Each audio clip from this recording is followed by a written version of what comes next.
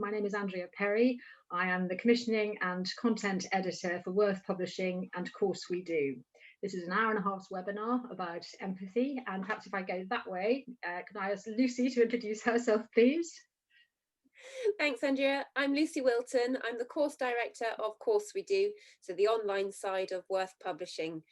Hello, and I'm the CEO for Babywatching UK. Can't wait to share all the stuff with you. So lovely to have Dan and Callie Brish talking about empathy as well, all connected to Babywatching.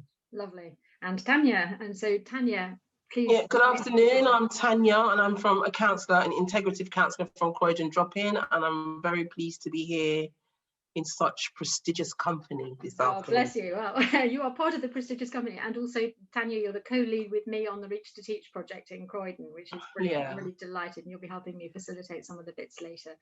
And Dan, perhaps you could introduce yourself. Yes, I'm Dan Hughes. I'm a psychologist. I live in South Portland, Maine, where I am now, and I was just telling people about the lovely snow we have on the ground. Yeah, fantastic. Thank you so much. Have a little think about empathy and about Dan Hughes' model of PACE, because for many of us, it's absolutely essential to the way that we think about things and the way we practice.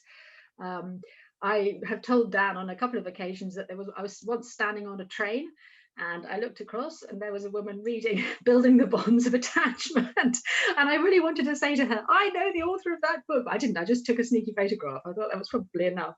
And then on another occasion, I actually heard somebody who was acting as an adoption social worker talking about PACE. Oh, we use PACE, to some people who were playing the parts of the parents. And I really thought that at the end of this radio program, there would be an acknowledgement of where it came from, but no. So PACE has obviously become a word like Hoover or Bic or app. It's become such a wonderfully worldwide known thing through Dan's great work. So it's really tremendous.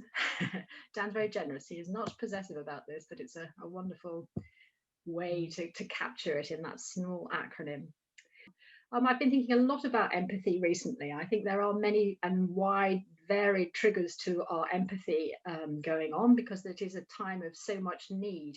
But, you know, functioning a lot on Zoom and online and Teams and so forth, I'm aware that as a therapist, I'm an integrative psychotherapist as well, you know, really the major instrument, if you like, of my practice is myself as an embodied 3D person with presence, and my relationship and connection to other people in the room and noticing what's happening, attuning to them. I don't see attuning as an intellectual process, although it has a cognitive component. And sometimes I've found that really, you know, the end of a long days of Zoom and whatever, just feeling like, what does it take for me to do that? And just wondering what impact it's having. Also having a real concern for the children and young people, especially those we know are isolated at home, without contact with people like yourselves in the same way. And if they're in circumstances which are less than favourable, what impact is that having on their brain development? If the people who are able to give them really good empathy just by their presence and their attunement and their validation are actually not in physical, and I mean physical contact in terms of touching, but actually not in the physical vicinity to be able to supply that empathy, what might be happening even at the brain wiring level for very young children, or at that very pliable time that's revisited in adolescence? So those are some of the questions. And also here, you know, thinking about the statistics that we see, and you hear another 1,000, 1,200 people have died, and how hard that is to hold on to as people. A bit like, you know, when you hear your train is late, the first reaction is maybe impatience, as opposed to, hang on, it's late because there was a fatality. That same sort of sense of, oh, another week in lockdown because, as opposed to that 7,000 people. And so there's, on the one hand, there's the opportunities perhaps to empathise with a wider group of people because we're more in contact. We know we have Dan with us, which is just brilliant, you know. And earlier this week I recorded some material with Karl-Heinz Brish, whom you'll see, so we can connect in this way, which is quite extraordinary to be able to do, and maybe empathize when we know we've had Black Lives Matter during this period, where there was some people see perhaps some signs of hope that more people were able to experience the horror and the gravitas, and to be able to get motivated in a way that wanting to sustain change, perhaps a degree of hope around that. So it feels as if, I don't know, when I was thinking about this earlier on, I was thinking this is a very Carrie Fisher moment. Sometimes I wonder to myself, how is empathy doing during lockdown? And I just thought these three guys here, and indeed Karl-Heinz Frisch, are such great people in my experience for being able to really think about empathy, talk about empathy, and really hoping that you will be able to contribute as well your thoughts, because empathy is so much part of what we need to live and breathe during this time and always. How's your empathy going?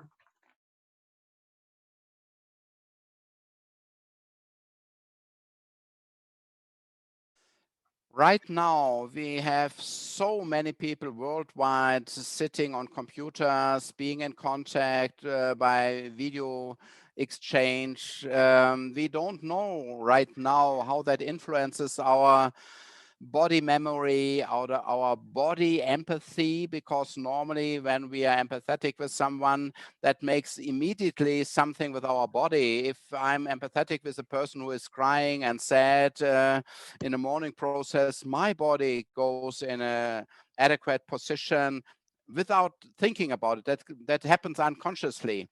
So can we teach that kind of empathy, being emotionally in contact, if we only have a visual channel while we are seeing our mimic expression, but what we see from body movement, what we normally can get by touch and expression, because normally when we are chatting with someone, we are going back and forth and we can hold hands, we can touch each other. So there's a whole 3D component which helps us to get a new empathetic, holistic, embodied picture, not just by talking, seeing, because I can't touch this screen and get contact emotionally via touch with you. So that makes a big problem.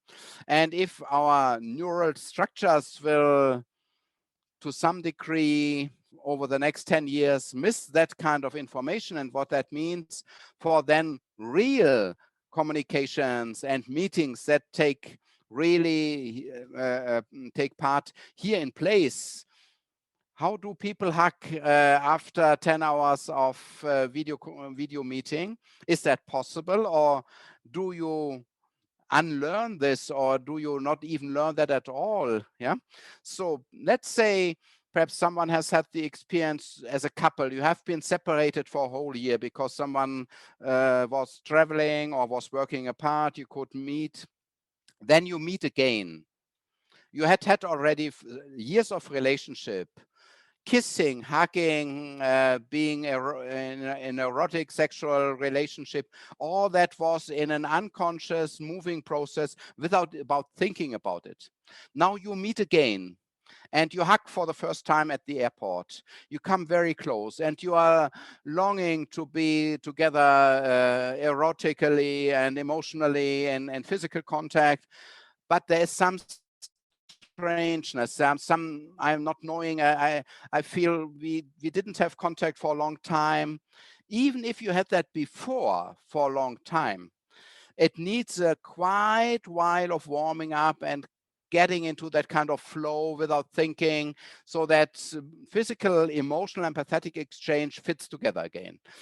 If people never had that experience before, they met for a long time by chatting via Zooming, other programs, and then they meet in real time here in presence. How to get into contact then, because that experience is missing. I don't know what that means for the next generation of youngsters and even little ones who are now in kindergarten, if there are so many hours in screen time with the video, with smartphones, so many hours our kids are in screen time, and they are not in rough and tumble play and other physical activities where they can feel their 3D body embodiment, emotionally contact. While you are hugging someone, you get emotionally the affective response by hugging someone. You know deepestly, is that person in tension, in rage, in despair, mourning process, in anxiety. So you get that mission, that messages, that information straight away. Someone can say, I'm not sad, not at all, I'm quite happy. And you hug your best friend and you say, don't tell me. You are still so sad. Be honest. And the person starts crying because he or she wanted to pre-tell, it's over, it's okay. But when you hug someone, you get the full information. And this is the deepest, earliest information we can have about affective states of others, I guess. So if that is missing by that screen time, I don't know what that means for our brain development.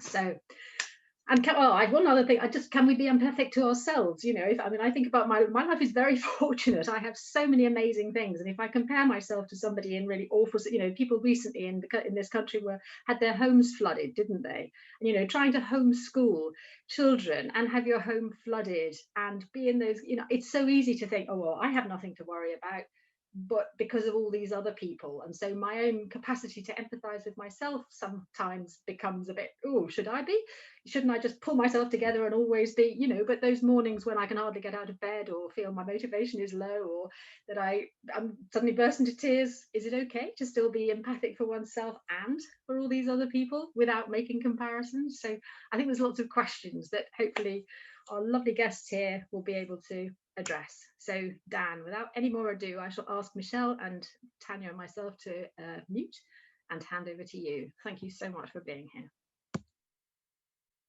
Well, Andrea, thank you for asking me to be with you. It is a joy and a pleasure, and it's nice to also, just like I enjoy your baby watching activities, which are, as you know, the roots of empathy in fundamental ways. Empathy, people define it differently, but I think the consensus is that empathy is when we experience another's distress. It's one aspect of attunement, because we're attuned with a child who's happy, but that's not empathy. We're with them, we're synchronized with them in their expressions of their joy or their happiness, or sometimes just their sense of wonder. You know how a little child has that beautiful, innocent sense of wonder, and we're with them in it. We can experience wonder with them. And it's not what the people are calling empathy, because empathy we're synchronized with them in their distress. So we have to experience their distress with them, and then we experience it, and then we communicate it. I mean, I guess the experience by itself would probably be empathy, but if it's therapeutic or of value to the other person, they have to be aware that we experience it. Otherwise, it's sort of, what do you put under a barrel? I forget my analogies. You put something under a barrel. It's not the sun, is it? It's whatever goes under a barrel, and you're not supposed to put it under the barrel. You're supposed to show it to the world, that sort of thing. Oh, I don't know. I'm not, have empathy for me, Andrea. I'm missing up my my metaphors and analogies sometimes wobble. Maybe it's not putting your light under a bushel. That's good. See, I was close, wasn't I? The sun under a barrel is a light under a bushel. It's sort of the same thing, actually. Well, actually not, I guess. Okay, so staying with empathy. Now, as a shortcut, we say we give empathy, but that sort of implies it's a content, it's an object, but it's not. We don't give empathy, even though I say it a lot too, as a shortcut. We experience it, and then we communicate our experience. We don't experience it. It can't be a technique. Like a therapist may try to, quote, give empathy, but really their brain is somewhere else, their heart is somewhere else, and it falls flat, because people know if you experience their distress or you don't experience it. And if you don't experience it, no matter what you say, it will be hollow a bit. It will feel almost manipulated, like you're trying to make me feel better or something. Is that what you're doing? Because they sense you don't experience it. So what is the experience? How do we convey that? How do we make the other aware that we're experiencing their distress? And we're not in distress, though, in the same way. We're not dysregulating. It's not the pain coming from within us. It's coming from within them, that we're with them in it. And then they are safe enough to be vulnerable, to stay with their distress. through experiences to communicate and to allow themselves to be comforted. But when that happens, great things happen. Comfort a crying baby is the heart of helping a crying baby to develop a secure attachment. Comfort is a great way for human beings to develop in connection to other human beings fully, to develop their emotional, social, and even cognitive and physiological states when they're experiencing comfort from another person. And then they could stay with the sadness they're feeling and stay with the vulnerability and allow themselves then to be supported, to be with somebody, to what Dan Siegel says, to feel felt by somebody, which is a lovely feeling. It then helps us to manage, handle, stay with, and actually learn from and not dysregulate by painful experiences. If we're alone with things, we often start to find ways to avoid the experience, and then we may dissociate from it. We may not feel painful things that it's important for us to be able to feel. And then you see, I spent much of my time over the years working with traumatized children. And many of those traumatized children, when I see them, they're now in a great home, say a great foster home or a great adoptive home. And the parents say, we chat about what they're worried about and that sort of thing. And one of the things they worry about is he never cries. I mean, we're talking about a year-old child who never cries, and a 2-year-old who never cries, and a 3-year-old never cries. They're not safe enough to cry. They're not safe enough to feel their distress because it's so overwhelming. And in fact, they discovered if they cry, it just gets worse. So I'll find a way to make the distress go away by not crying.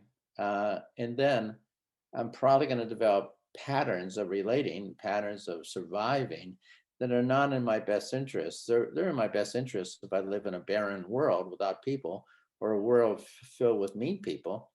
But it's not how I need to be if I'm living in a caring, giving, enjoyable world with people who care about me. It's just not. My go-to positions are to manipulate people, or to intimidate people, or to avoid people. That's probably not in my best interest as a baby, or as a 5-year-old, or as a 30-year-old. It's probably not in my best interest. So I have to help children, then the traumatized kids that I work with, to develop their capacity, their readiness to feel sad. A good friend of mine says, "Gee, Dan, you're a great therapist. You're good at making kids sad." I thought, wow, that's what a compliment that is. I spent my life making kids sad. But there's much truth to that, because a traumatized child often, unless they go through the sadness, never resolve it, never integrate it, and never find the joy at the other side. Years ago, before I developed my model of intervention that was heavily involved in PACE, I was more of a traditional play therapist. And I was sitting there chatting with a kid. He was using metaphor, you're using dolls and figures and sand and various toy figures and things to give expression to your world.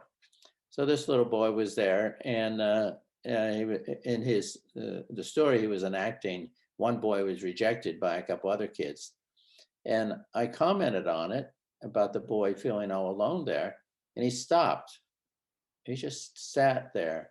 And then he looked at me, and then he said, "When you talk like that, I feel sad." And I was thinking, what?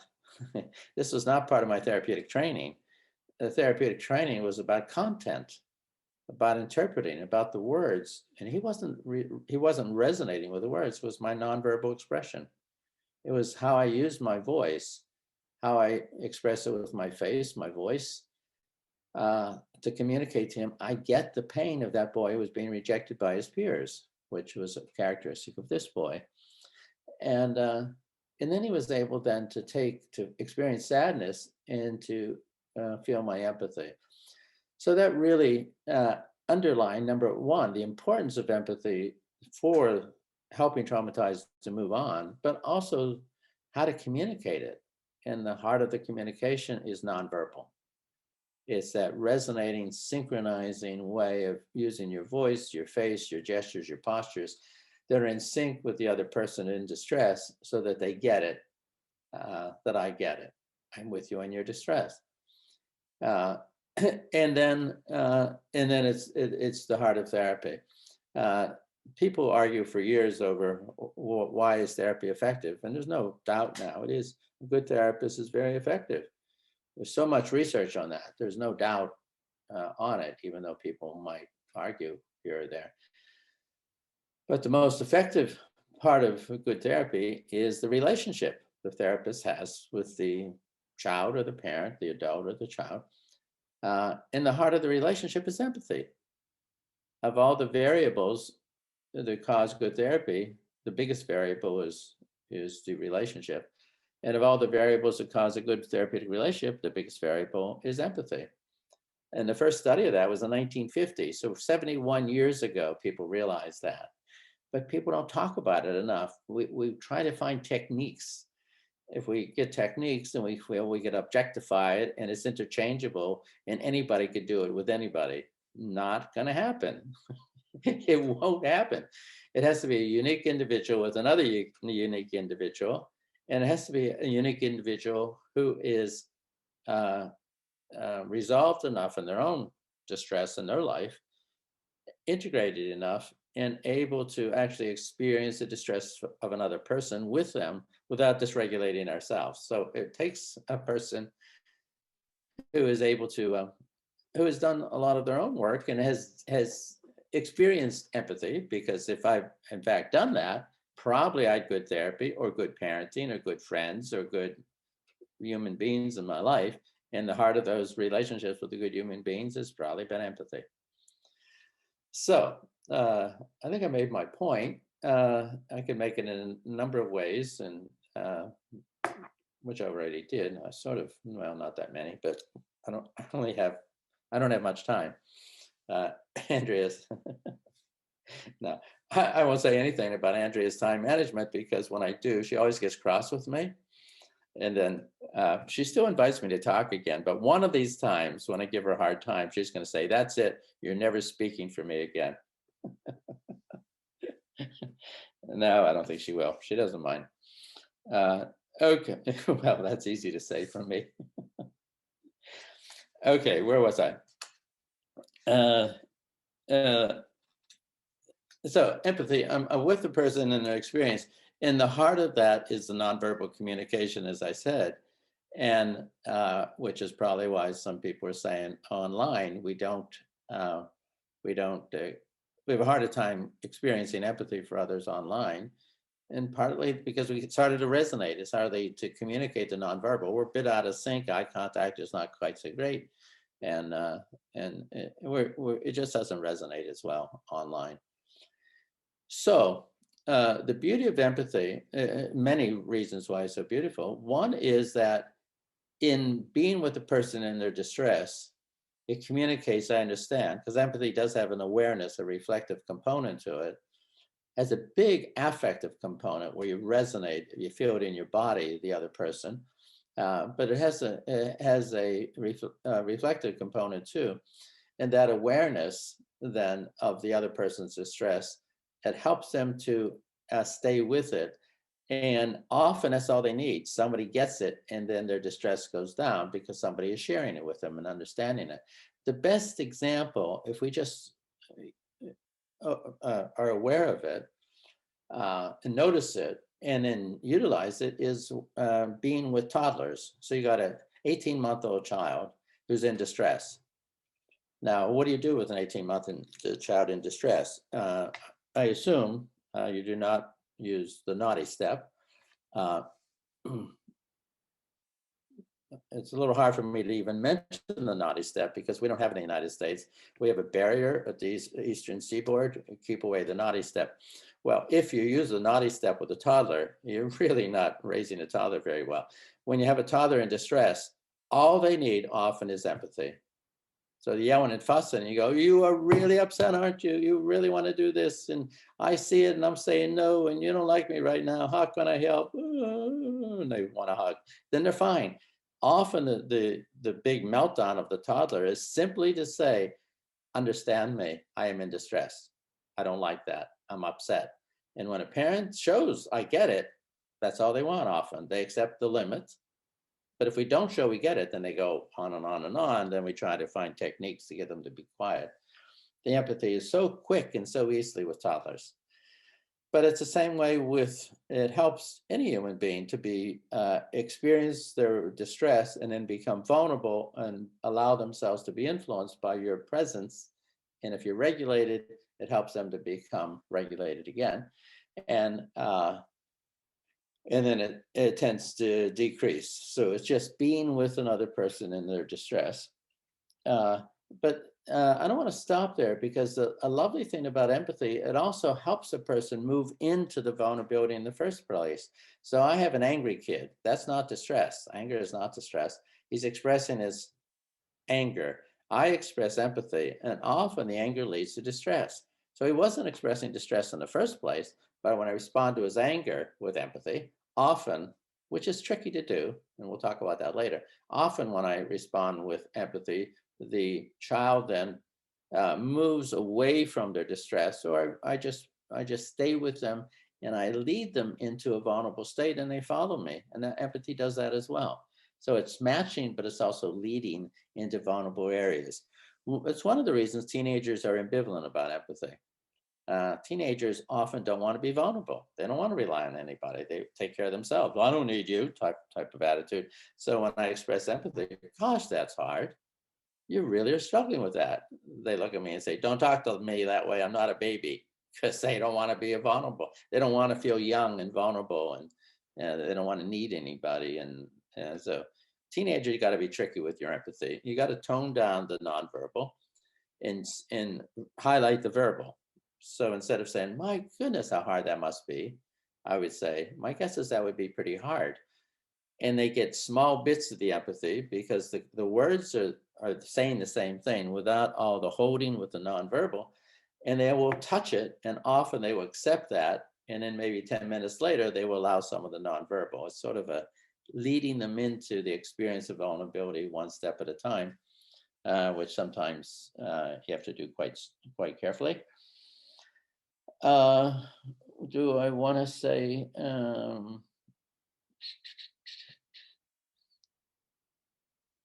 okay, empathy often is expressed without words. Sometimes therapists are sort of evolved over the years. Now it's okay in many therapeutic programs for therapists to have some tears in their eyes, simply because sensitive therapists realize that when a child or a parent sees a tear or two, it often moves them into their vulnerability. It's our experience of their distress enables them to be stronger with their distress and express it more clearly. Sometimes, though, they worry about it. I'm sorry I'm a burden to you, if that's been their history. Then I generally say something like, these are actually your tears in my eyes. This is your pain, and I'm holding it with you. And usually they're fine about it then, and they accept the fact that somebody is with them in their distress. The angry, 9-year-old boy was screaming at his parents, and I said to him with some energy, hey, you're expressing so much anger at your parents so often. These are adopted parents. It sounds like you're saying that in some ways you don't love them. And he looked at me and he screamed, I love them, I love them, I love them. You were so stupid, you don't know anything. And I said, then help me understand, why do you scream at them so much? What's going on that you scream and scream and scream and scream? And my voice got softer and softer and softer. And they don't know what's happening. And I guess I don't know what's happening either. What does it mean? It means, and then he stopped and his anger faded. And he started crying. It means I don't want them to love me. Wow. We got a traumatized kid filled with shame, and he rejects the love of his adoptive parents, which is not that uncommon. And it doesn't come out, though. It comes out as rage at the parents. Okay. Having said all that, am I out of time already? Where are we here, Andrea? You're absolutely fine, Dan. No, you've got another 12 minutes. You're fine. 12 minutes, I'm fine. Okay, so I got to move into problems with empathy because sometimes we're experiencing empathy, communicating it, And the biggest challenge is when it's not received well consistently. So you have a traumatized child who doesn't want empathy, doesn't want to rely on you, doesn't want comfort, doesn't trust it, doesn't trust you. And so after a while, because this is part of the attachment caregiving system, and after a while, if you're caring for somebody and expressing empathy, the caregiving starts to shut down neurologically because this is designed for reciprocity. If you're relying on me and there's nobody to rely on, the relying shuts down. If I'm caring for you and there's no one who wants me to care for them, the caregiving starts to shut down. It's a neurological system designed for reciprocity. That doesn't mean the kids meet my needs. It means neurologically, if when I meet their needs, they don't want me to meet their needs, neurologically, it's hard to consistently continue to do it with heart. You might do your job, you might do it because you have to, but to do it with heart, to really, really be there with empathy for your child in distress, if they reject it, becomes hard to do. And that's one of the things that starts to leave, because one of the aspects of caregiving is that experience of being with a person in it, both an experience of joy, but also the comforting them when they're in their distress, as well as being interested in the person, wanting to be near them, reading them well, so you have a sense of who they are. Those are all part of caregiving, and they start to shut down, and we end up doing our job if, in fact, the danger is, it doesn't necessarily, but the danger of what we're now calling blocked care is we're not doing it so well because it's not received very well over a period of time. We could do it for a while, but if it's time after time after time, our caregiving is rejected, and we start to get hopeless that it really doesn't amount to anything for the person, it's of little worth, little value to the person, then our heart starts to protect ourselves from the pain of rejection by a child, similar to it will if your partner doesn't respond. Not as quickly, not as strongly as if your partner did, but it does over time start to shut down. So what do I do then? What do I do if I'm in block care? The empathy is sort of dry enough. I don't quite have it there. And it's shutting down. Well, various things I could do, of course. There may be various levels of difficulty, but one of the things to do is I rely a lot on the brain research now to sort of guide me in terms of fine-tuning my interventions. Well, I don't know if you know, it's very hard to experience empathy when a person's in distress if they're not communicating it directly. If they're communicating it, if they're only communicating anger, it's hard to experience their distress because anger covers it over. Okay, so what do we do then? If it's hard to experience empathy for somebody angry at us, what we do is we step back from the direct, immediate experience of anger and we reflect a little bit. We activate a different part of our brain that's involved in reflecting. And guess what the reflective brain does when we're focusing on this angry person? It activates compassion, if we know their history. So if then a child is not responding to my empathy, if I get nothing but anger, if then it's hard to have empathy, I have to back up and go back into the history of the child. Why aren't they responding? Well, they were abused, they were abandoned, they were locked in a closet, they thought they're trash, they thought they're worthless, they don't trust people. Well, knowing that, I will have compassion for this child. The compassion inhibits my defensiveness. The compassion helps me to see under the anger and to experience, or to help them to experience, my openness to their vulnerability, which is hidden by the anger, and the compassion activates the empathy then. So it's a really interesting how those different brain processes work. Compassion is one area of the brain that's more reflective. Empathy is another area of the brain that's more affective. And we see the distress, go right to the empathy. We don't see the distress, we may have to go through compassion to get to the empathy, which means we need knowledge. We need to understand why the child, we need to understand history. So I really get upset when, because of worries, we don't tell teachers or parents the history of the child, and they don't know why he kicked the dog. Well, if I knew in his history he was bitten by a dog, or his parents used to kick their dog, then it's easier to have compassion for this child because of his history, and then not to react with so much rage when he kicks the dog, because now I understand where it comes from. And then I could slow down, and which will help me to move into empathy.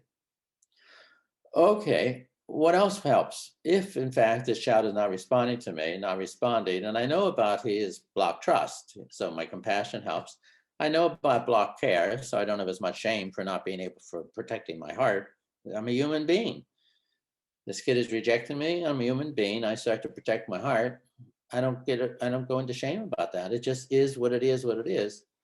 That helps me to stay with the empathy because I'm not so judgmental. Self-judgment. I'm a bad person. I'm a selfish person. It's going to interfere with empathy. I go into self-protective mode when I'm feeling that way. I don't care about other people. I'm just taking care of myself. That's what shame does. Okay. So those are important things to know. Block trust and block care, which will help me to have empathy for the kids who are really difficult, which will help me to keep my empathy alive. Sometimes that's not enough. And so what do I do then?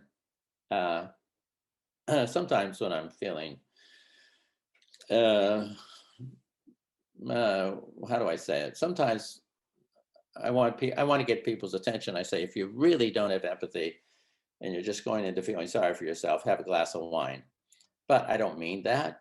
I really don't. It's probably not advice I would give at trying to be funny. And sometimes people don't think it's funny, so I don't say it as much. I probably shouldn't have said it there, but especially with the baby watchers around. I'm sorry. Okay, back to be serious here. Andrea's watching the clock. 5 minutes. Okay, so what then do I do? If the information, the knowledge, the reflection isn't helping, I have to find somebody who experiences empathy for me. The best way to be able to experience empathy for others is somebody experiences for me. So it'd be wonderful if I have a partner who I'm having a really, really hard day, and I think our wonderful darling kid is a jerk today, and I really don't have patience. I could go to my partner, and my partner gives me a little cuddle, and I could cry and scream and yell. And I'm not judged. I'm not told to grow up. I'm not given reasons and all that stuff. I would just have a partner with me, and or a mentor. Mentors are great. And or a colleague, and or a therapist, and or a best friend, a human being who will take care of me when my caring for someone else isn't working very well, will activate my empathy for the child who's rejecting my empathy, or for the adult who's rejecting my empathy. If I'm receiving empathy from some others, it's there's many beautiful things about our brain. One is that how reciprocity works. That if I want to experience empathy, I have to experience empathy from others. If I want to experience it for others, I have to experience it from others. If I want to experience joy with others, they have to experience joy with me, and I experience it with them. So much of healthy human relations just require reciprocity. If one person's faking it, it just isn't working. One person might fake it, but if I can experience empathy for them and communicate that, after a bit, they may start, it's genuine, and now we're cool. Now we're able to get in sync with each other. But if it goes on for any period of time, the person who is not faking it starts to fake it, or just ends it, doesn't want to bother, because human beings want reciprocity in our relationships. So again, going back to if I have a hard time experiencing empathy for others, then I got to find somebody who will experience empathy for me, and so I'll scream and yell and fuss, and they'll be there with me and for me. And then I'm turning on the caregiving for the child again when somebody cares for me. It's interesting how it works. It's the same parts of the brain. So I don't approach it by giving a person a lecture about, you got to care for the child. Come on, you're the adult. Act like a grown-up. No, it's probably not in the best interest of any of us. Lectures don't work. In the history of mankind, they probably never worked. Reason is really overrated to influence other people. we think we use reason for children. It doesn't work for us. Why would we expect it to work for children? What works is a relationship, and the heart of the relationship again is empathy. I don't want to just emphasize empathy, because PACE is not E, it's playful, accepting, curious, and empathic. Why did I discover it? I didn't say, oh, here's a neat technique that is catchy, I'll use it as PACE. I don't do that. I was reflecting on how do I convey empathy? How do I experience children who are traumatized in a way that they trust me? I thought, oh my gosh, it's how I am with my kids when they were 1 and 2. It's the same thing. So I thought, well, how am I when I was with my kids when they were real little? I was playful, accepting, curious, and empathic. So that became then, I got to find a way to relate to the traumatized kids in the same way. And Andrea's doing so well. She's just sitting there. She wants to bite her tongue. She wants. Okay, Andrea, thank you for your attention and your patience. Thank you all, and I hope this is of some value to you and are exploring the power of empathy. It's huge value, Dan. I can't thank you enough. And when I was asking Dan to do this, I said, do you want to do a PowerPoint? And he said, no, it's only half an hour. I can speak to that. And my sense is if we had many more hours, you could just carry on. And I, for one, could carry on listening to you. So thank you so much, Dan. You're saying I talk too much. Never. Could I ask you, and I don't know if you're able to answer this just in a really really short answer, just as a top of your head response, just because really? we had a point made a little bit earlier on that just said, what about at the other extreme when someone just feels they're being triggered again and again and again and having emotional responses to all kinds of things, and we're all being bombarded with news at the moment. So what would your response be to somebody who is actually really feeling, I'm just empathizing with everything and it feels a bit out of control for me right now? What would your thought be for somebody experiencing that? I think what you had just briefly mentioned earlier, I have to have empathy for myself, that, I have to take the oxygen before I give it to the child. I have to find a way to center myself. And that may mean some space. It may mean some meditation. It may mean some gardening. It may mean some spending time with a friend who I don't have to take care of it actively. I have to take care of myself. Yeah. And find a way that I'm not God. I can't deal with the world. I can't do all those things. So yeah, I have to start with respect for myself. Lovely. Thank you so much. Yes, it's something about being allowing ourselves to be open to it, but not so much that it deactivates us, only when it activates us. But if that balance shifts, we have to go back to ourselves, don't we? Thank you so much. And can I just share with everybody here that when I first heard back from Dan, when I wrote to him, he said he was a very happy man because he'd had 3 great pieces of news. Can I just share that with people? Dan? Yes, sure. That Dan said that he has a new grandson, which is very exciting for those of us who've met his granddaughter over time. And that's super thrilling. He was very excited that Biden and Harris have moved to the White House. Fantastic. And he was also very pleased because he'd had the vaccine. So a 3-way happy man, and thrilled that you're with us this afternoon. Thank you so much, Dan. Much appreciated. Yeah. If you'd like to pop yourself on mute, I'd be grateful. And then we're just going to have a kind of 2-minute break at the moment, so you can stand and stretch, because we'd like you to be embodied people with us today. So please stand and have a little stretch or another swig of tea or whatever it is. But while we're doing that, I'm just going to put the Menti onto the screen. Here we are. Here's some answers. Yes, so lovely. So Tanya is going to help me. If you want to come off mute, Tanya, please. It's just going to read through some of these, making, maybe Tanya, you can help me to make associations with what we're seeing. So we've got spending time in nature, a long walk, time alone. Oh, look, there's another countryside one. What helps you? Yeah. I wonder if people living in cities where, because in my local park is just totally overpopulated by the because I'm in a city and it's just overpopulated by people. So has anybody got any suggestions about walking out? Yeah, good question. In city areas. Yeah, because actually sometimes it is the space around us that helps us to come back to ourselves, isn't it? Not having to see other people, even though that might be supportive. Yeah, I see biscuits on the list. Reminding me of mole and cake from The Horse, the Dog and the Fox. Oh yes, lovely. Here's some more. Walking seems to be a really big one, doesn't it? And space for myself. Yeah. Well, look at this. Yoga, A short amount of time without my kids. Yoga, speaking with family and friends, mindfulness, connecting with friends and having a laugh, time outside. Yeah, the having a laugh part is super critical, isn't it? It's super critical. Yeah, definitely. Actually, I started doing some facial tappings because I realized I hadn't moved my face some days because I'm alone, and so I forget to actually smile. So I've been doing some facial stretching exercises and stuff for that for my face. That's lovely. And that's really about being embodied, isn't it? Really kind of noticing the different parts of ourselves that need something more. So I like sky watching. That's a lovely one, isn't it? Yeah, that's nice. Sky watching. I wonder what sky watching gives that person in terms of coming back to themselves. Reflecting on why I'm feeling this way. Is that important one for you as well?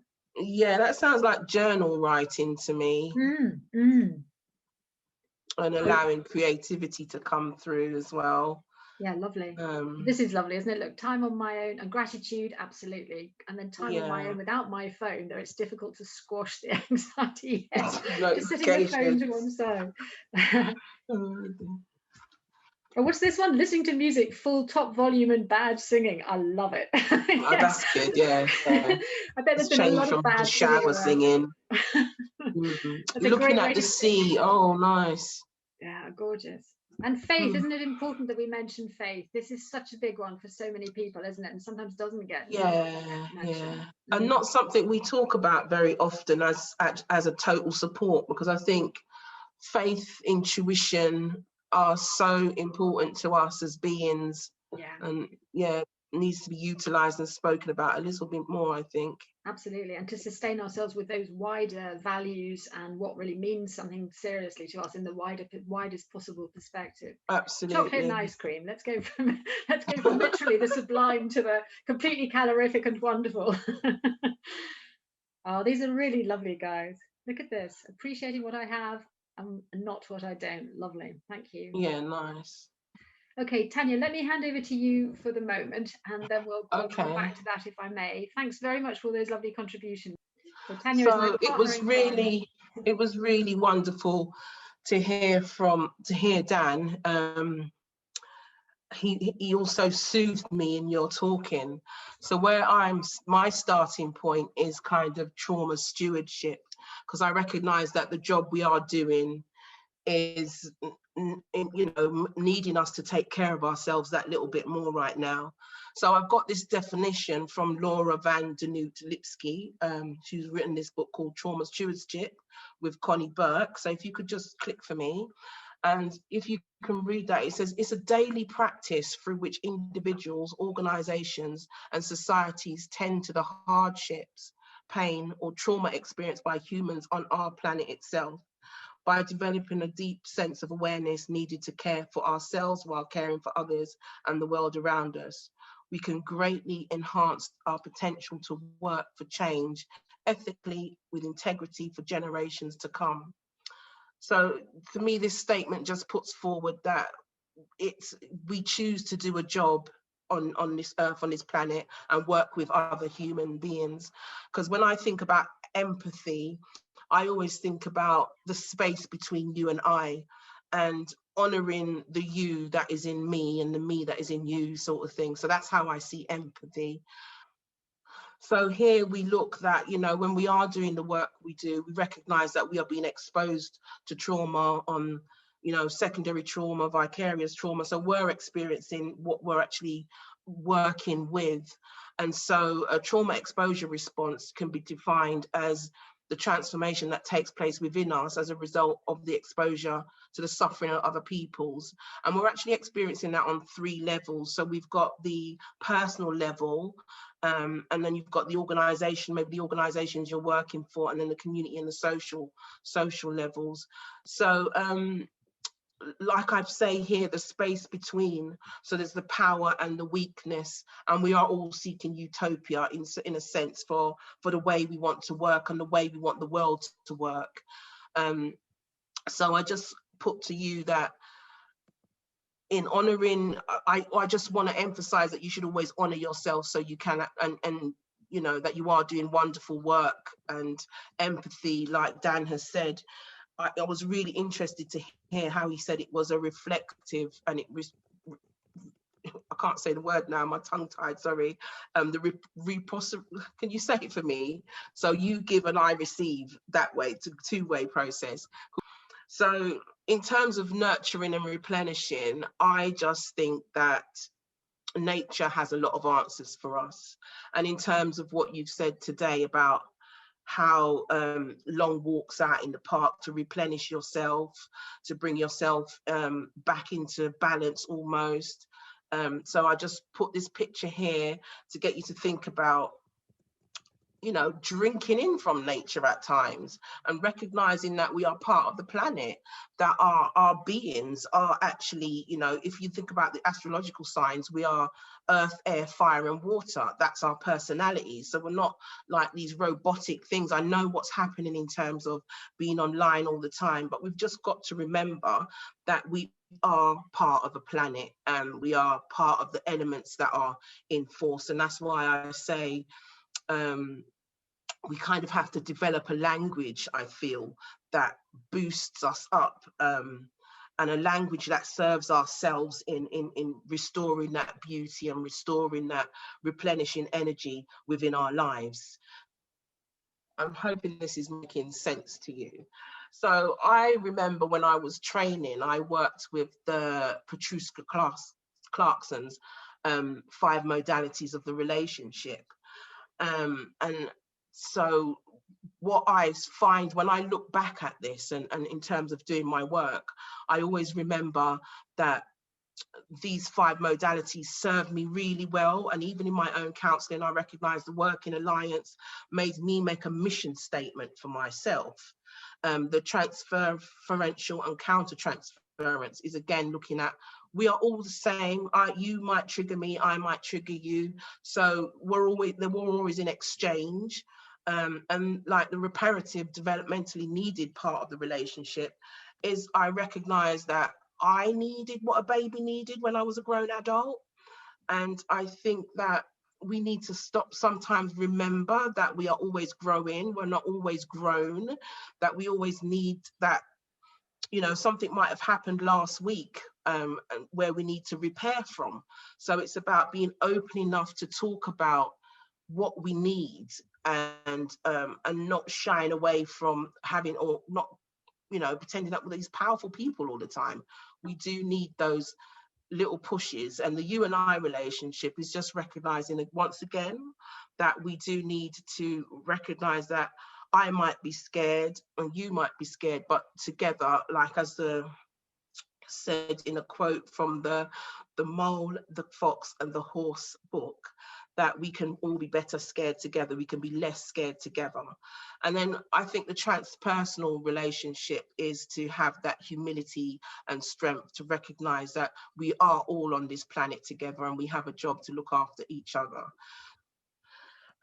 So what I then began to think of is have a dialogue with myself and recognize the purpose of my own wounds in what I do for a living, and recognize that the changes that occur. So within my own therapy and when working with children and adults, teenagers, I suppose all sectors of the community, that I am always in receipt, and so I'm always willing to give, because I recognize that these are the points that I'd like to point out. So where there is fear, there is now responsibility.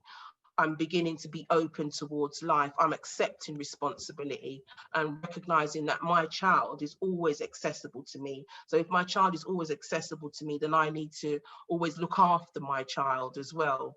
And so my disassociation has now become a gift of attention, because within whatever I've seen in someone else, whatever I see in myself, I can see in someone else, and I can help that person to be and understand what they're actually experiencing.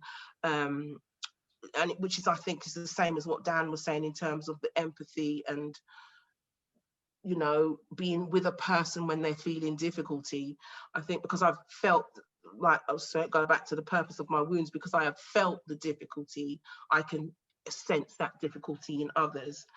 I'm always working with and supporting my internal sense of self. So because I'm always doing that, I will kind of always encourage others to do the same. So also I'm observing and discovering the joys of life each day, and I make an effort to do so. Even if sometimes I have to raise up really quite early and catch a sunrise, I'll do something like that. And I always think that how you feel about yourself shows in what you do. And I'm continuously developing a positive sense of self. So I'm really pleased to be sitting in this chair here with all of you today, because this is part of me, my growth as well. So thank you, Andrea. Thank you, CourseWeDo, for inviting me here. Pleasure. Okay, so I always think pleasure. that we need to, yeah, thank you. I think we always need to think charitably and be willing to sometimes put our own needs second. And again, I'll just keep on saying the language you use to kind of get through your days. I think humility and being able to stand up for yourself with compassion. If you can do that for yourself, then you can do that for others. And, you know, just recognizing that we all have personal realities and we need to fulfill our needs, and we have a duty to self. I think sometimes what happens when empathy gets blocked for me is that I recognize that I have got a lot to be thankful for. I've received empathy throughout my life. I'm a child that was in foster care. I've grown up, I've had to grow up some years by myself, but in those years growing up by myself, I have received support. And so in receiving those support, I am now able to fulfill all the needs on Maslow's triangle. So I'm really happy. I build up reserves within myself, with journal writing, with going on walks, with doing all the things that you've said. Not so much the biscuits, it didn't work so well for me. But you know, I've experienced grief and loss. So just to remember, I do feel that I'm in the place of self-transcendence, and I've self-actualizing, because I'm here right now. So it's just to recognize that we all need to give ourselves time and space and recognition, and build your reserves for that resilience to keep on going. And so on the next slide, I was thinking about how we are working online and the amount of hours we're working online. And what Dan was talking about, the attunement. I was thinking that it's just, I suppose it's just changing, because what I get young people to do is actually maybe have a blanket, have an extra cushion.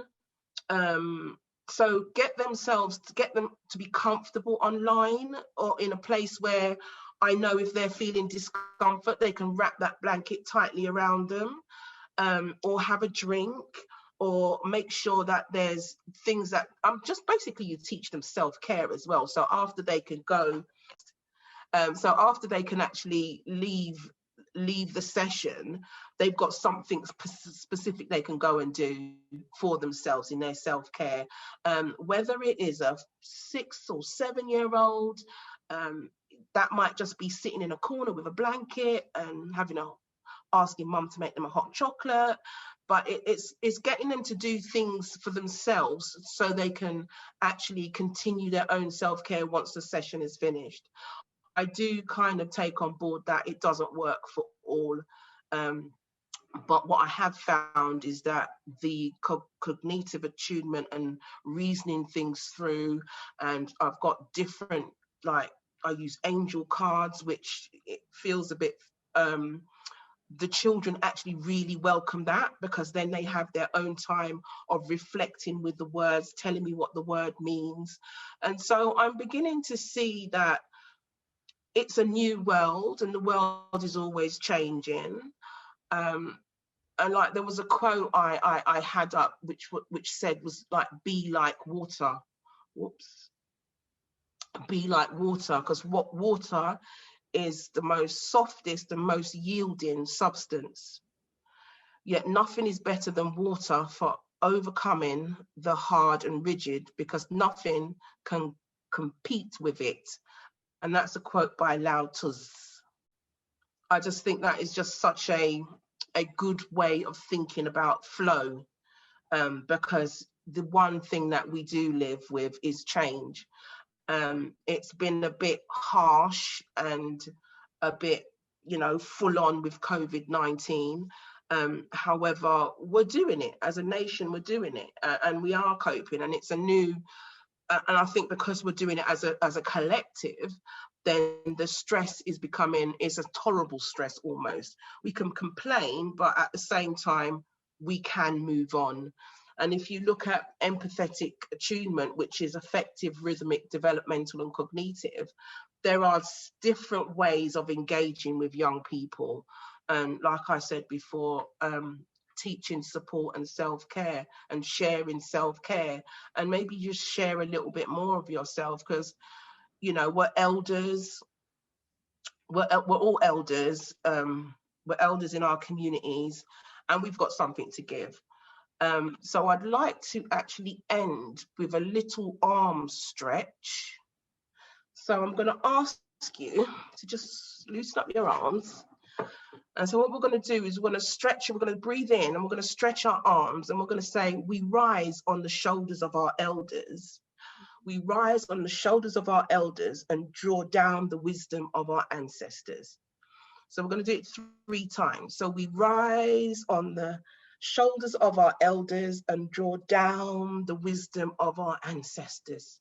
Breathing in, we rise on the shoulders of our elders, and breathe out, we draw down the wisdom of our ancestors.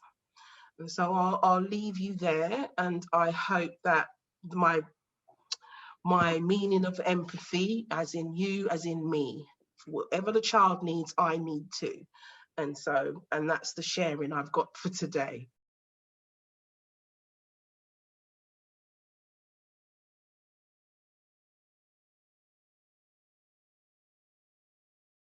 Oh, that's just so lovely, Tanya. Thank you so much. And you've been just speaking so fluently. You won't have seen all the lovely messages coming through on the chat, with people really, really appreciating you sharing your personal journey, as well as all this connection that you're making to yourself, and those incredibly important things that you're giving us by way of not just thoughts in terms of yourself and your own inner child, but equally what it is that I love that idea of suggesting to the young person they get a blanket around them while you're doing the work with them.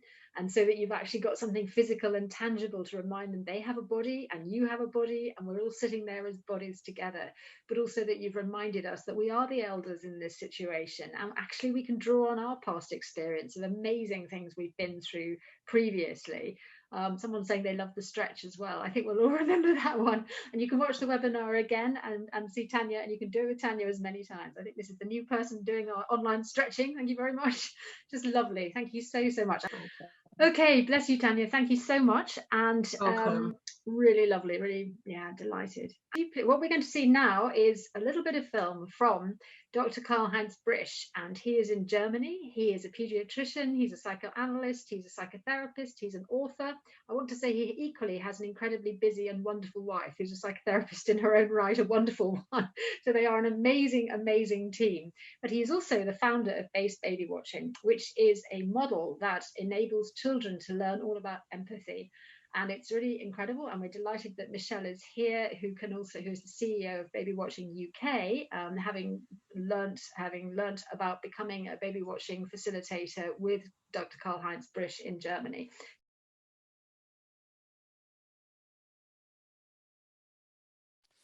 Many years ago, I met Henry Parents in Ulm in Germany, where I worked at the university, and there's a special story behind Henry Parents.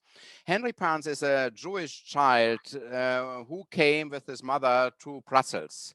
And because there were already pogroms going on in Poland, so they came to Brussels to relatives. And when the Germans invaded Belgium, Henry Parents and his mother hoped to be safe in the south of France, but the Vichy regime which was in power in France, already made concentration camps over there and be in cooperation with the Nazis at that time. So Henry and his mother was taken to one of these camps, and in the end, he escaped from this camp with another little boy being 12 years of age, and the two boys came to Marseille, and they came on a boat, and they came to the US, went to an adoptive family, were adopted there, went there, and they survived. His mother and all his relatives were taken to Auschwitz and were killed in the Holocaust Nazi program in Auschwitz. So he is one of the survivors of his family. And for many, many years, when he first studied music and became a musician, and then he studied medicine and became a psychoanalyst, he was really mentalizing about the question, how is human aggression coming along? What are the roots of human aggression? How can we prevent human aggression? And in the end, he found out by his research, together with Margaret Mahler and Annie Berkman, so they were a research team, then they observed mothers and babies in little groups, and they found out when mothers neglected the basic needs and signals of babies, babies already became very aggressive. They were biting other babies, they were biting their mothers, hitting their mothers. And then they said, well, we have to teach perhaps mothers to be more sensitive to the cues and be more empathetic with the signals of the baby. Perhaps we can prevent babies being aggressive. Perhaps there is an interactive part, and aggression is not a thrive, it's not an instinct, it's not inborn. It's a question of being interactive in a sensitive relationship to prevent aggression. So they made up an intervention group, they made up several groups, and they found out really if we teach mothers to get the cues and be more sensitive, then babies are less aggressive, are more cooperative, are more in a secure attachment with their mothers. And he created a whole stuff of preventive programs from kindergarten to grade 12.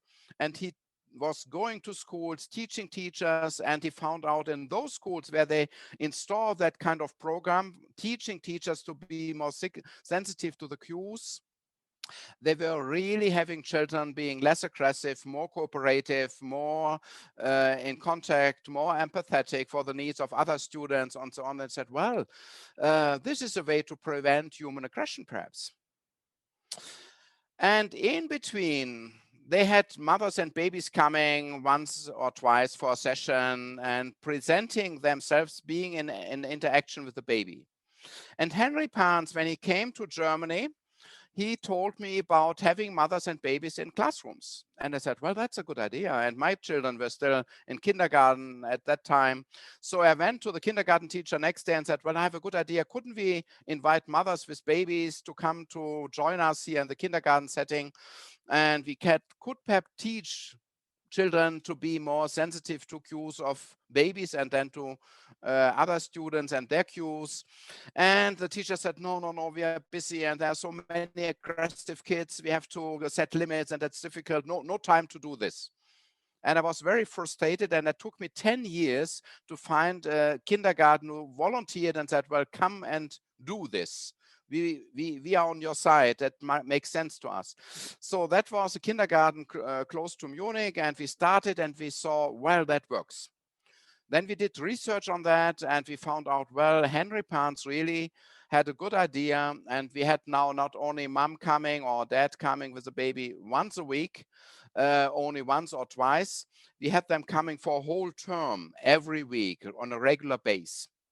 And that really made a change because you could see children were getting better, getting the cues.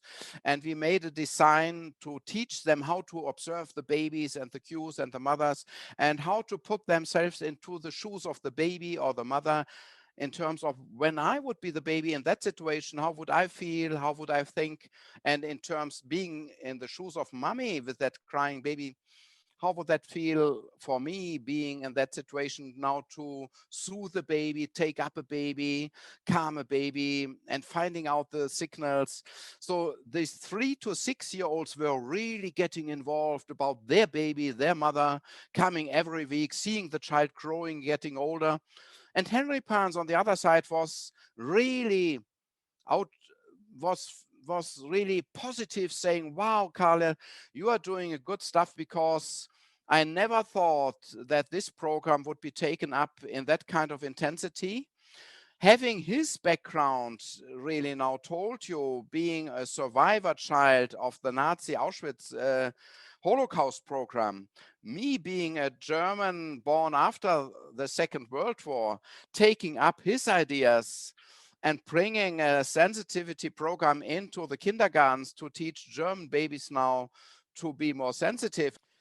The contents I met Henry Pans is very interesting, because understandable, he had quite definitely for him decided never ever to come to visit Germany after that whole special family Holocaust experience. He said, never ever I will put my feet onto German ground. Okay. There was a lady called Lotte Köhler. She was the daughter of a German surgeon, and he was against the Nazis, and he was not in the Nazi party. And he said, no, not whatsoever. You have to know that many physicians, German physicians, really went into that movement straightforward. So there were only a few physicians who said, not whatsoever.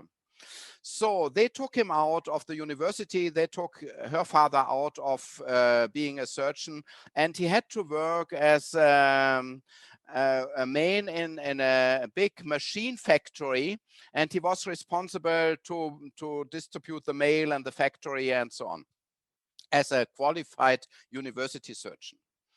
So Lotte Köhler was born, and she was a little girl in that time. And then later on, she decided to study medicine.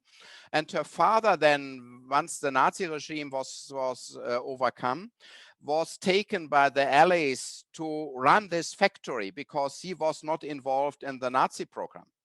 So he was one who could really take this over. So the US Army asked him to take responsibility as a surgeon to run this machine factory, which of course was very important after the Second World War, to have machines built up and so on. So he was now running this factory, was very successful. Lotte Köhler studied medicine. She became a psychoanalyst, but when her father died, she was asked to take over this factory as a woman, being in charge at that time, in charge of a huge factory with many employees. That was very special at that time. You know, no women were in that position at that time whatsoever. But beside the fact she was a psychoanalyst, doing training, doing therapies and so on, so she had two lives actually. Once she retired, and even earlier, she invited let's say, psychoanalysts from the States like Margaret Mahler, Annie Bergman, and many others, Daniel Stern, to come to present their new baby research in Germany to our orthodox psychoanalysts and so on. So she was always a bit enfant terrible in the psychoanalytic scene, because she had the money to invite that kind of researchers and people. And so she put new ideas into the psychoanalytic scene in Germany and in Europe, because then she invited Daniel Stern to travel to many countries in Germany and in Switzerland and so on. Then, of course, for many years, she invited Henry Pans to present his research, his ideas and so on. But Henry Pans said no whatsoever. Then once she succeeded to send a colleague to meet him in the States, and in the end, they made good contact. The German psychoanalyst, a young girl, young lady, and parents, and then he decided to come for a tour to have presentations, give talks, and so on.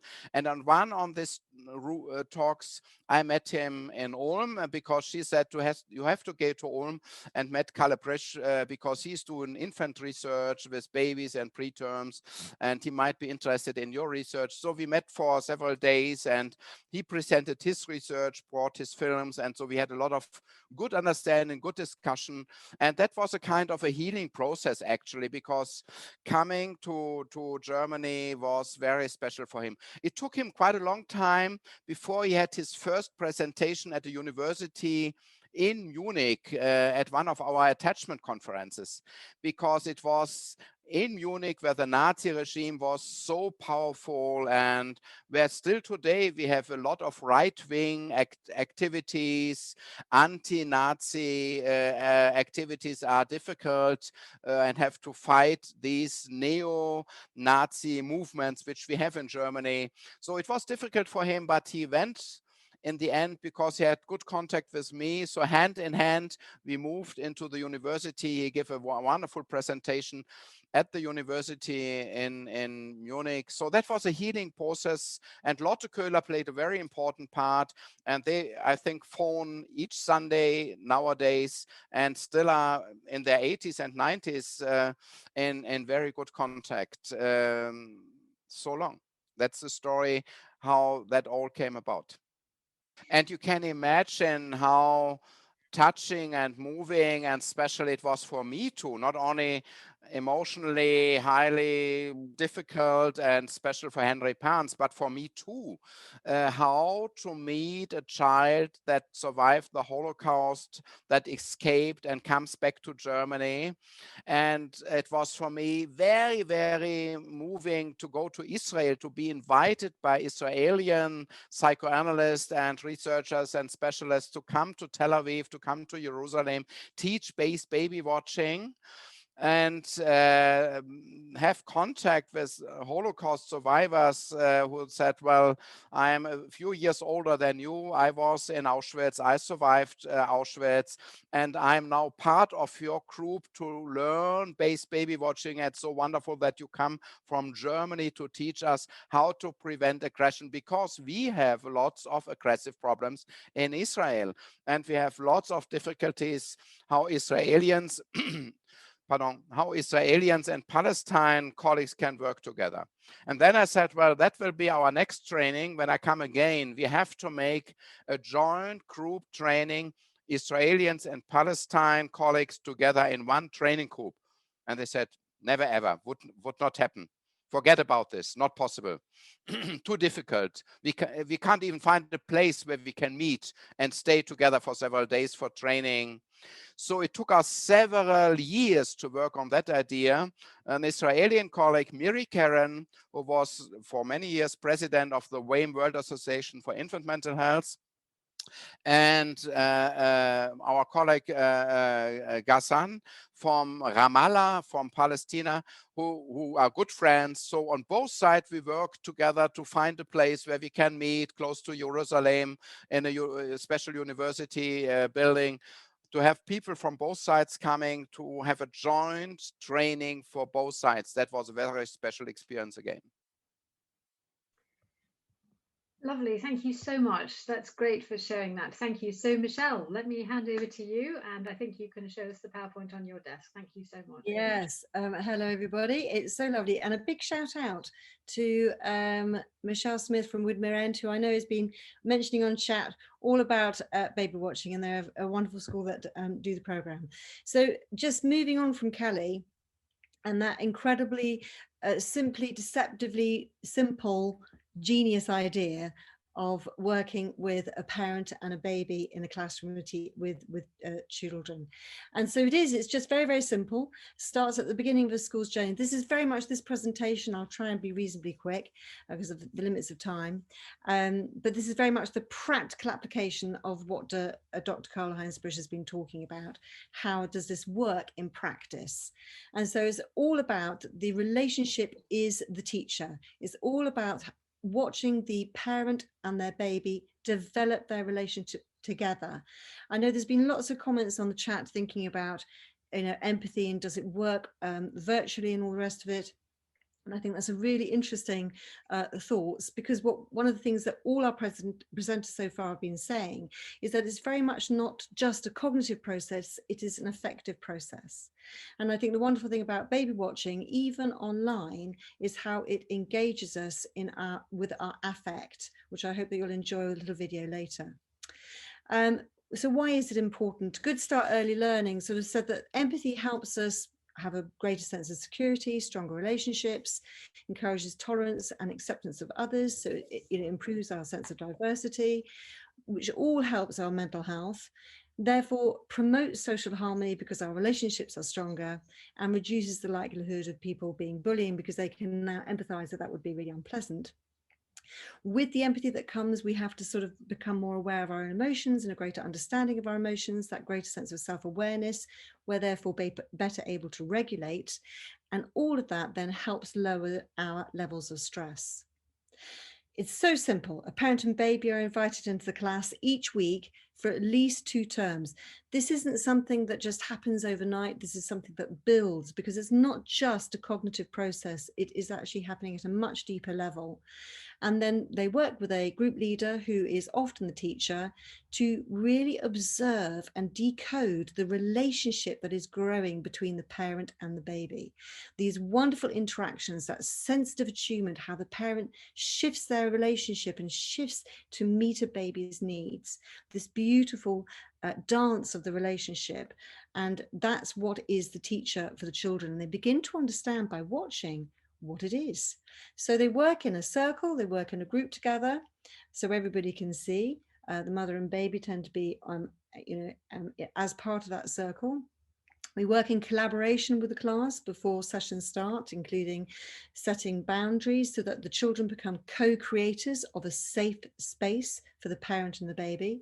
That's wonderful when we can do it live. We will talk a little bit how we're still using baby watching virtually with great impact, actually. The parent and baby interact in a bubble. So we really want them just to enjoy being together as they would usually be. And the group leader facilitates and encourages the exploration with the children. What's wonderful is it isn't an authority figure at that point. The group leader becomes a fellow adventurer in this exploration of the relationship. That means that it creates this amazing space of acceptance, where there is no right or wrong, but just a really curious, we're about to pace, that playful curiosity as we watch together. And so the baby can be aged from 6 weeks as early as possible. And we usually finish sessions around the walking stage and maybe have to invite another baby into the class, because at that point, the baby is moving out towards the children. So therefore, we no longer see so much about the parent-child-baby relationship. And the children are invited to observe and just go on this journey of discovery with the group leader. And the group leader uses a levels of questioning, which we say is graded inquiry.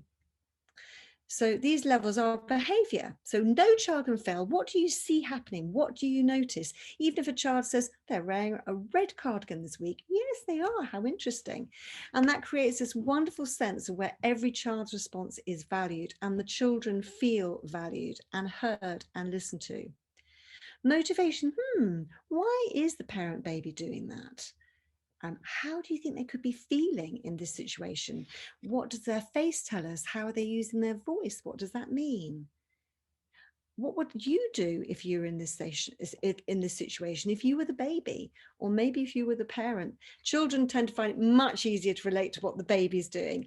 It's really interesting, maintaining the questions about including the parent to help the children think about, oh yeah, the parent, what would I do? That's a really interesting process. And empathy, how would I feel in this situation if I were the baby or the parent?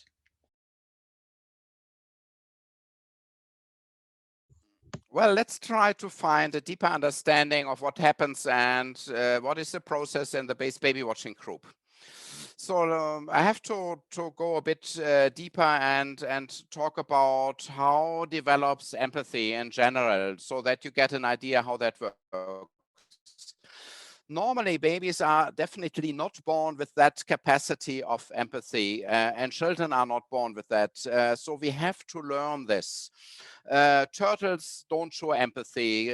Crocodiles don't show empathy to others. Birds have difficulties with empathy. In chimpanzees, you will see some little cues of empathy. So there are films where you see a chimpanzee is very sad and has a dead baby on her arm. A chimpanzee's mother, another mother comes and sits close to her. So you see some cues of affect attunement. So that means our basic biology to be empathetic, or to start to learn how to be empathetic, is that we can be infected by the affects of others. So if you have in a room 10 babies and one baby starts crying, the next baby will start crying, the next. So after 10, 15 minutes, you have 8 out of 10 babies crying. Not every baby was in the mood of being in a crying state. It's just like being infected by that affective state of I am needy, I am in a desperate state. So one baby starts crying, the next starts, and so on. So this capacity might be, as we now know from research, be possible because we have special so-called mirror neurons. These are neurons which can take a gesture, can take an affect, and let us be activated in the same state, motor state, affective state. So they mirror actually what we see and what we get in the outside. So if we see and hear a baby crying, our mirror neurons get us to the state to take this and start crying the same way. If you see a person yawning in the metro, then you have other persons who see that and they start yawning. So after a few minutes, you have several people yawning, imitating that. And that's not conscious, that's unconscious. So that's by mirror neurons. If you see a person standing in the tube, and there are wonderful videos in the internet, who starts laughing just by intention. So that is set up. So she starts laughing or he starts laughing. So another person starts smiling, laughing a bit. Half an hour later, the whole wagon is shaking because everyone is laughing and no one knows why. But it's just by getting infected by this special positive mood. So that mood infection affect being contagious by the effect of someone else is in human beings very well known in every culture. And it's partly known by chimpanzees, so they can get infected by the effect of another chimpanzees. So that's well known, but that is still not deeper empathy. It's just what we see in dogs. So if I come home in a very good mood and say, oh, children, 6 weeks of holiday, very special, I'm very positive, our dog jumps around barking, says, yes, we have holidays, we will have a good time. Yeah. So this is just, she takes our or my mood. If I come home and say, oh my God, day was long, someone died in the clinic, I'm desperate, it was terrible. My dog comes jumping and she gets my mood, and then in a second, she is in my state. That's why we love dogs, because they are always on our totally effective side. They are always with us. That's why we say, you are the only dog, you are the only person, actually my loved dog, who understands me deepestly. Yeah. So that's why we love dogs. That's the same with horses. That's by affect contagious states, what happens. Yeah. So children have that. So when parents are sad, when parents are happy, when parents are anxious, babies get the states, the affective states of parents by these mirror neurons. And vice versa. Parents get the states of the babies. But now comes the next process, that the parents must analyze and mentalize the baby state. The baby is crying, perhaps sad. I have to get that crying, and I have to get that emotion. And now I have to have a map to analyze this and say, well, that feels like being a sad crying. That feels like being an angry crying. Oh my God, wow. Yeah. And that feels like being, I'm unhappy, I'm lonely, I'm lost behind, or I'm frustrated because I wanted to explore this. So the interpretation of this affect is very important, because then myself as a parent, I'm quite happy in the moment, but I feel and get the motion of my baby by this contagious process. That is a sad state. And then I have to mind my baby and react to this. While I'm now saying, oh my God, are you sad? Daddy went away. Do you really cry because daddy went away? Mommy is not happy about this either. So I do state talking about the effect I got from the baby, but I have to have the capacity to analyze this. And that is not given us by birth. So infants, 3-year-olds, 2-year-olds, they can't do this. So they have to learn this from their parents, from their caregivers, from their teachers. They have to have the capacity to analyze affective states of others, of babies, of little children, and bring that into words, bring that into an affect mirroring. And if they do this in an adequate way, the baby, even not being in a state from the age group to talk about it, can say, my mommy understands me. I feel that mommy feels how I feel just now in the moment. And if you have a person who feels that you feel, and you get a feeling she is with you in their empathy feeling, and she talks about it, it's such a deep, good feeling. We know this when we are in love, when we are in close contact with persons who really feel with us, and they talk about their feelings, how we feel right now in the moment. We love to hug those people because we say, well, you are my best friend. You understand me. I know you are happy because you have 6 weeks holidays, but in the same moment you can feel with my sadness. What a wonderful friendship we have. And babies, if they could say that, they would do that.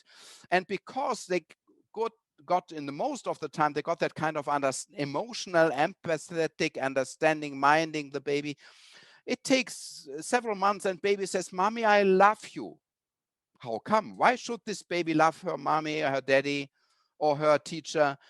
Sometimes little ones come to their teacher and say, Sally, I love you.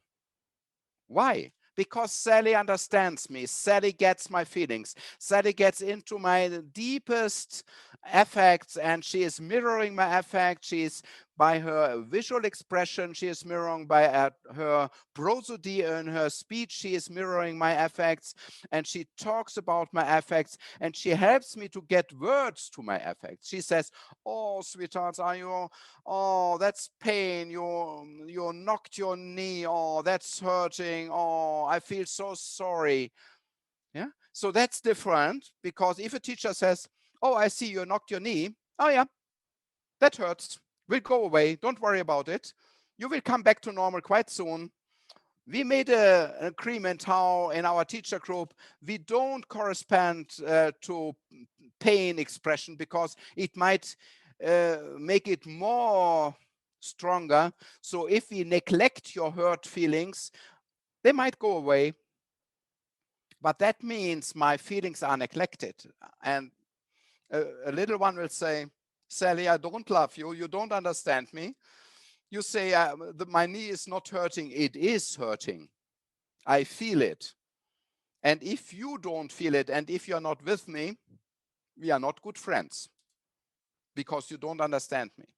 So we love to make good friends with people, big ones, small ones, little ones, any culture, who are with us in terms of empathy. They can put their mirror neurons into our feelings, get that feeling, they talk about it, they mirror it, they speak about it in her body, physical expression. They say, I'm with you, I feel with you, I am really empathetic with you. And when I get that feeling, that I can say, I feel that you feel how I feel in the moment, that's wonderful. That's great. That's fantastic. That is such a deep human new experience, that once you experience that as a baby, as a little one, it will be like an emotional language you learn. You have it. And you have then 2 years old, and they see another girl crying. They go there, they hug the little girl, they give a handkerchief and say, oh, sweetheart, are you sad? What happened to you? So you have little ones who do this kind of mirroring, state talking about the affect of another little one. That's fantastic. That's heartbreaking if you see that. If they go to another person and send that kind of signals, it's so wonderful. There was a contest, and mothers and fathers could send little clips or stories because a group wanted to find out a story between 3 and 6-year-old children to find the most empathetic child for that age group. So parents were texting, sending video clips, photos, and so on. And there was a little 2.5-year-old boy who won the contest. He was not even 3, he was 2.5 years old. So the story was, mom sent a story. And what was the story? The story was, she was calling her little boy who was sitting outside on a bench with an old neighbor.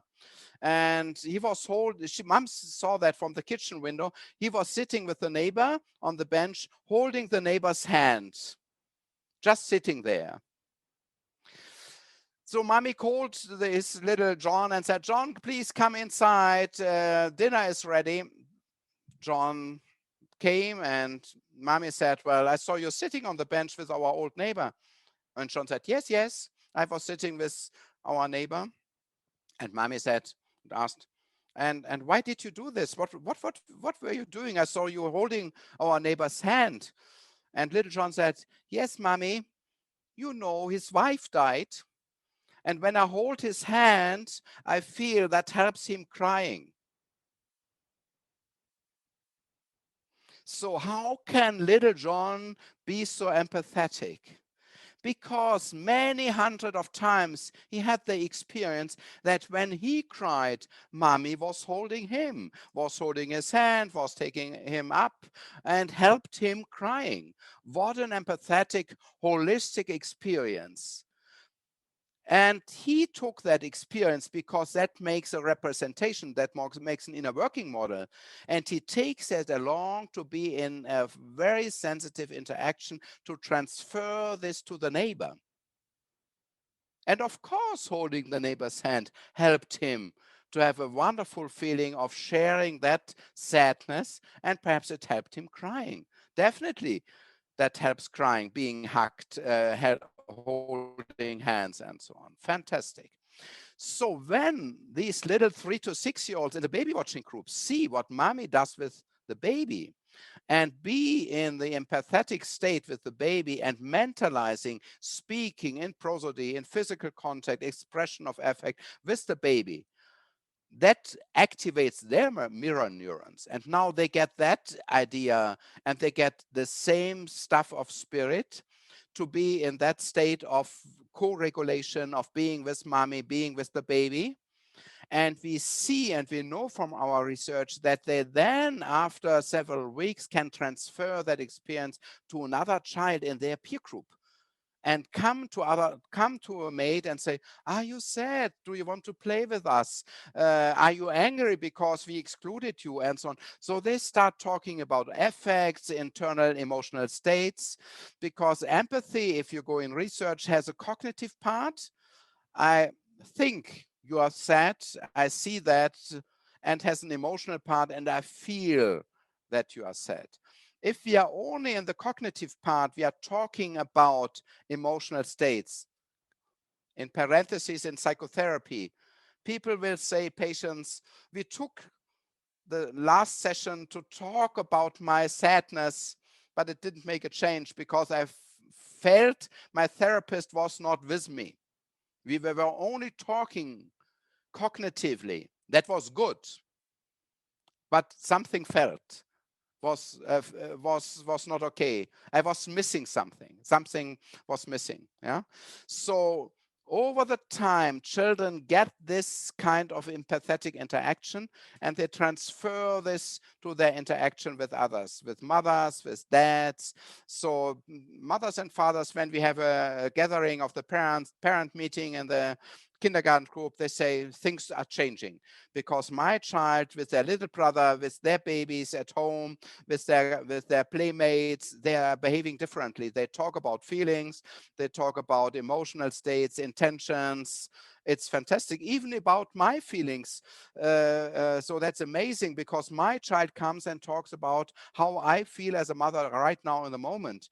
And I think that's all because they get that from Babywatching.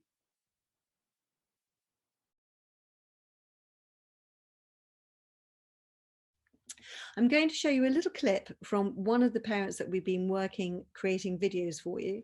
And I'd like you obviously we can't do this imagining that you are replying to me, but I'm just asking some little questions about that we would experience in a baby watching session. And so if you could just imagine responding to that as a child might experience the session. It's about 1.5 minutes long. Hopefully this will start. What do you notice Daddy doing with his hand on Clara's tummy? What is Clara trying to tell us with her noises? Enjoying that.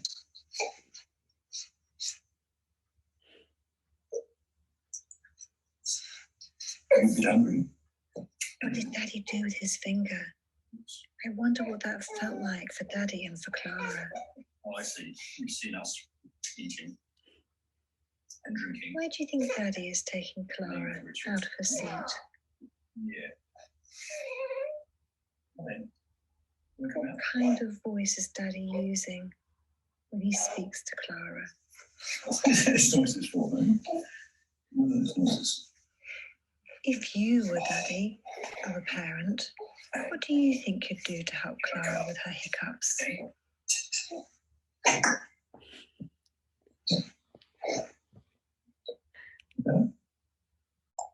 How do you think Daddy feels about Clara's hiccups? What's his face telling us? It's a whole body hiccup, isn't it? What's Daddy doing with his hands on Clara's back? I wonder why. I wonder what it feels like to be Clara with those hiccups.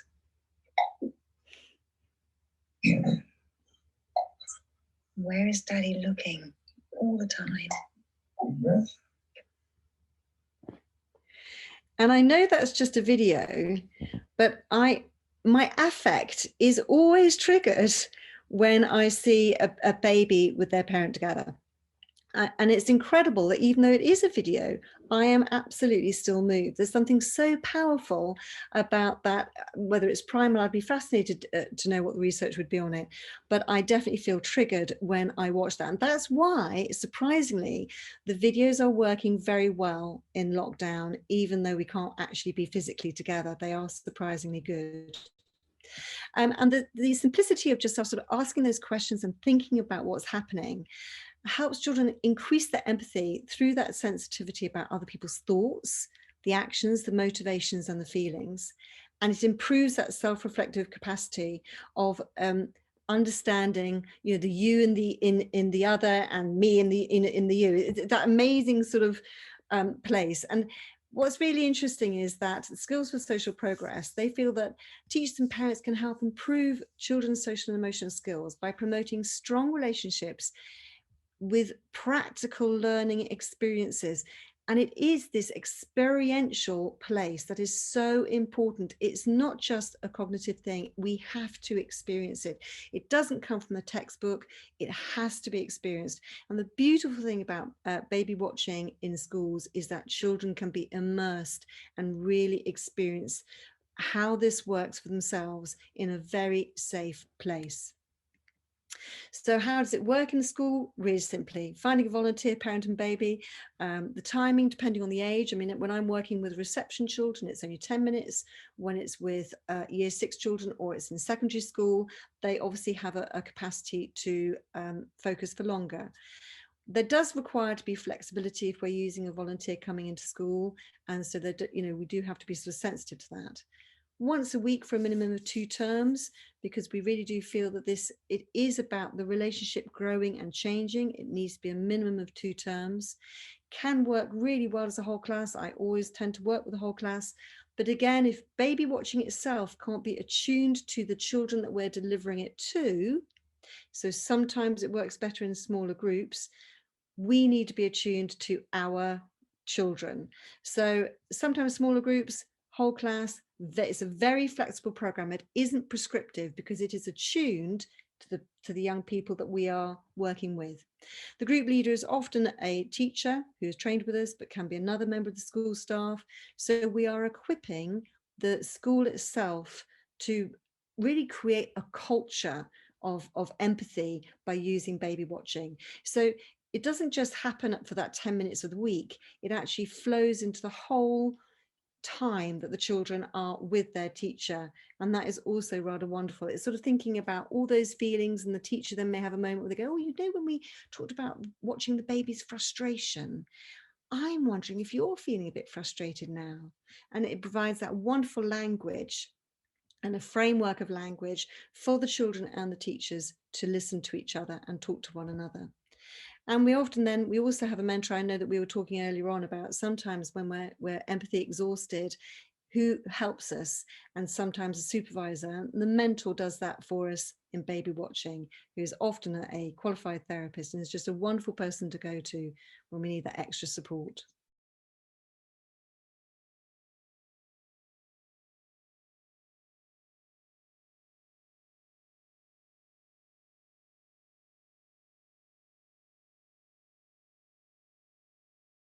Because it's so important. The voice of the children. I think baby watching is good because it is helping us to learn how to communicate without speaking.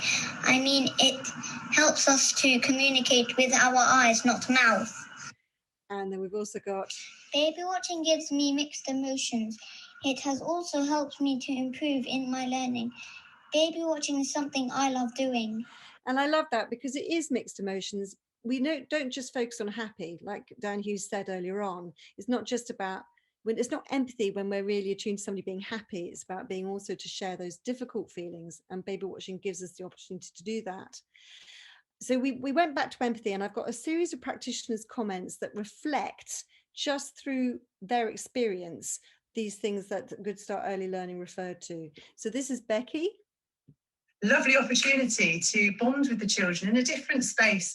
In the classroom, we expect so much from the children on a day-to-day basis, particularly with the curriculum as it is now. And it's time and space with them in a gentler, calmer kind of way. It's time to bond and to see the children in a different light as well. You see reserved children come forward. You see some of the more confident children sit back. And it's really interesting to see where their different behaviours, where they go with it when they sit down and engage in a different environment. Yeah, it's just a nurturing space.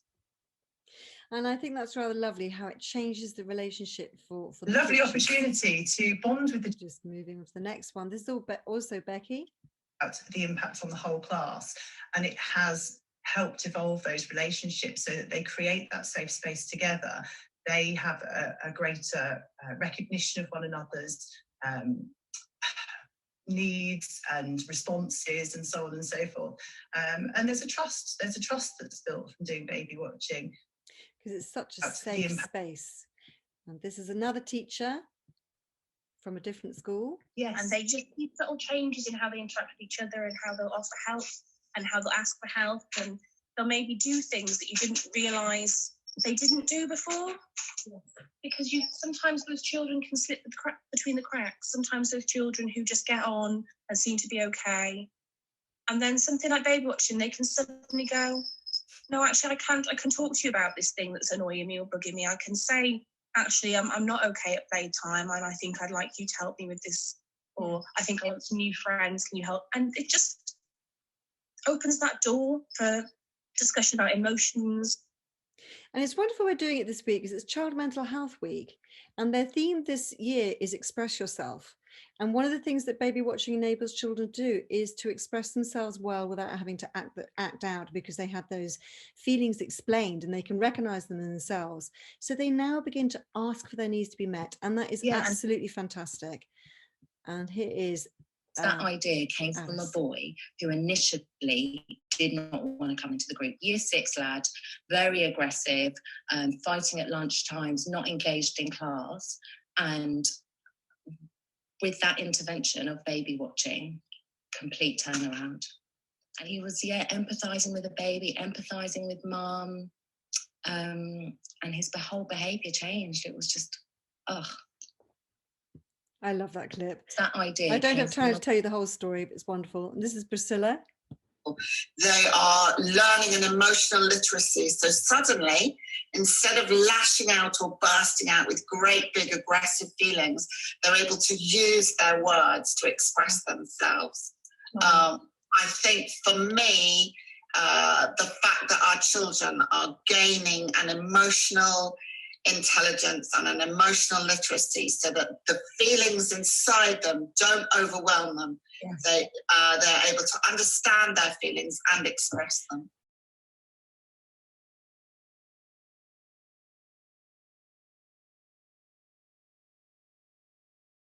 So I'm just going to say, please check out our website and to come and possibly train with us if you want to find out more, but we'll have it all up for you. Michele, it's great. It's just wonderful to hear what you're doing. But as a couple of people in the chat said, it's really marvelous. I mean, from you and from Callie and so forth, but also to hear it from the children and how creatively you've moved this online. I think that just that 2-minute clip of a hiccuping Clara will stay with us, and how easy it is to relate to that and to get caught into it. So really beautiful, gentle way of working. Thank you so much. And I hope that many people will be interested to know more about the training, and the training is available. So incredibly grateful that you would spend your time with us this afternoon. It feels very rich, and people have put some really lovely things into the chat. And I hope that that's been fruitful for you. I think we're all aware that the capacity for attunement is such an important thing. And I think going back to Dan's comment about if we really realise that we're wrung out, or we realise we're getting too activated by everything, in both instances we always have to come back to what do we need, and to be empathic with ourselves is just going to be the most crucial step that we can take, because as Tanya says, that trauma stewardship is critical. If we're going to stay as an elder in a way to support all these children and young people, we need to be in a good state ourselves, and compassion has to start there. So I'm reassured that what my issues are as important as whatever else is going on, and I know to phone my best friend when times get really tough. So how would you like to feel first thing on Monday morning? Some people want all their superpowers at full strength and raring to go, about 46% of you. But I think I'm grounded and optimistic. That's a very grounded spread, actually, isn't it? Refreshed and restored is a lovely place that I wish you that. I wish that whatever you do for yourselves over this weekend will give you that. A little empathy super nurture bullet. Oh, thank you, Maria. That's lovely. What a lovely comment. That's so cool. And then how might you look after yourself? Look, nature is winning hands down here. This is really tremendous. I'm a big fan of nature around here. So, and Tanya's right. A lot of the parks are very full, but hopefully we can find our own little private space that even if we have no garden, we can still find a space that is going to work for us. And look, a few people, 13% are lucky enough to have somebody else going to make supper for them. Lucky old you. That's really wonderful. Whoa, people lucky, catching up on the rest and watching something fun, spending time with the people and the animals you love. Lovely. Thank you so much. So it just really it's just for me to just say once again, thank you so much, Michele. Thank you, Tanya. Thank you, Dan. Lovely. Thank you so much. And we look forward to seeing you again. Please keep safe. Please keep well. And thank you for everything that you're doing. Take care. Bye-bye. Yeah. You're Andrew for all. Bye-bye. Bye. Bye now. Bye. Bye. Thank you. Wonderful.